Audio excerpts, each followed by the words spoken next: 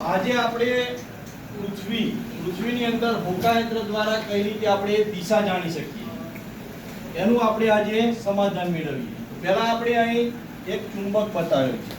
આ ચુંબક એ કયા પ્રકારનો ચુંબક છે?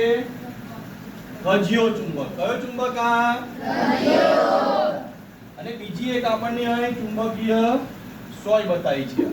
આ એક હોકાયંત્ર છે. તો જ્યારે આપણે ગજિયા ચુંબકના N બતાવ્યો છે એને ઉત્તર દિશા કહેવાય, S બતાવ્યો છે એને દક્ષિણ દિશા. તો જ્યારે આપણે ચુંબકીય સોયને ગજિયા ચુંબકના ઉત્તર ધ્રુવ તરફ લઈ જઈશું, જો અહીંયા ચુંબકીય સોયમાં જે લાલ કલર છે એ ઉત્તર ધ્રુવ છે અને સફેદ કલર છે એ દક્ષિણ ધ્રુવ. તો જ્યારે આ સોયને આપણે ગજિયા ચુંબક જોડે લઈ જઈશું તો સોયનો કયો ધ્રુવ ઉત્તર ધ્રુવ જોડે સ્થિર થયો? ચુંબકીય સોયનો.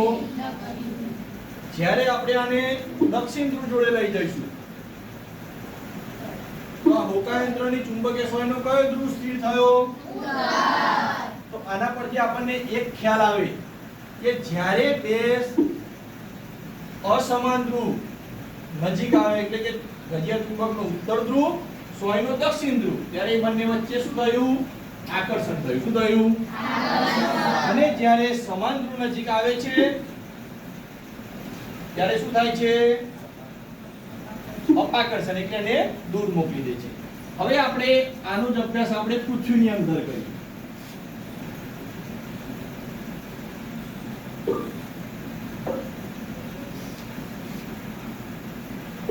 આ આપણી પૃથ્વી છે. પૃથ્વીને આપણે સમજવી હોય તો પહેલા આપણે એના ગોળા પરથી સમજીએ. તો જો પૃથ્વીની વચ્ચે એક 0 અંશે રેખા છે તેને આપણે વિષુવવૃત્ત કહેવાય. શું કહેવાય? વિષુવવૃત્ત. ઉપરની બાજુ જે ભાગ આવ્યો એને આપણે ઉત્તર ગોળાર્ધ કહીએ છીએ અને વિષુવવૃત્તથી નીચેની બાજુ જે ભાગ આવ્યો એને આપણે દક્ષિણ ગોળાર્ધ કહીએ છીએ. આપણું ભારત અહીં અને ભારતની અંદર આપણું ગુજરાત અહીં અને આપણે અત્યારે અહીં બેઠા છીએ. તો એ કયા ગોળાર્ધમાં આવેલું છે? વિષુવવૃત્તથી ઉપરની તરફ ઉત્તરના ગોળાર્ધમાં. કયા ગોળાર્ધમાં? ઉત્તર. તો પૃથ્વીની અંદર પણ એક શક્તિશાળી ચુંબક આવેલું છે. પૃથ્વીની અંદર એક શક્તિશાળી ચુંબક આવેલું છે. એ ચુંબકનો દક્ષિણ ધ્રુવ, ચુંબકનો કાલ્પનિક દક્ષિણ ધ્રુવ એ ઉત્તર ગોળાર્ધમાં આવેલો છે અને પૃથ્વીના વાસ્તવિક દક્ષિણ ગોળાર્ધમાં ચુંબકનો કાલ્પનિક ઉત્તર ધ્રુવ આવેલો છે. આના પરથી આપણે હોકાયંત્ર દ્વારા દિશા જાણી શકીએ છીએ. તો આપણે હવે હોકાયંત્ર લઈએ. તો આ હોકાયંત્ર જ્યારે આપણે પૃથ્વીના દક્ષિણ ભાગમાં જઈશું તો આ દક્ષિણ દિશા આ રીતે આપણને હોકાયંત્ર બતાવશે. આ રીતે આપણને હોકાયંત્ર એની દક્ષિણ દિશા બતાવશે. જ્યારે આપણે ઉત્તર દિશામાં જઈએ છીએ પૃથ્વીના ઉત્તર ગોળાર્ધમાં ત્યારે આ હોકાયંત્રનો ઉત્તર દિશા આપણને બતાવે છે. કારણ કે પૃથ્વીનો ઉત્તર ગોળાર્ધમાં કાલ્પનિક દક્ષિણ ધ્રુવ ચુંબકનો આવેલો હોય છે, જેના કારણે બે અસમાન ધ્રુવ વચ્ચે આકર્ષણ થાય એટલે ચુંબકનો ઉત્તર ધ્રુવ આમ ઉપરની બાજુ જ રહે.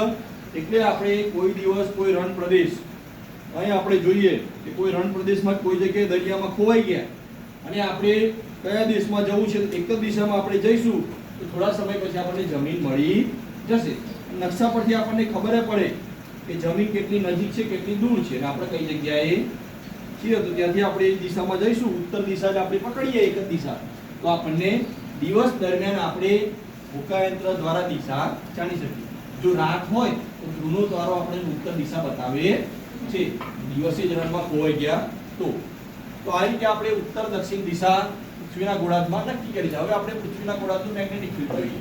આ રીતનું મેગ્નેટિક ફિલ્ડ આખા વિસ્તારમાં પૃથ્વીના ગોળામાં ફરતું હોય છે.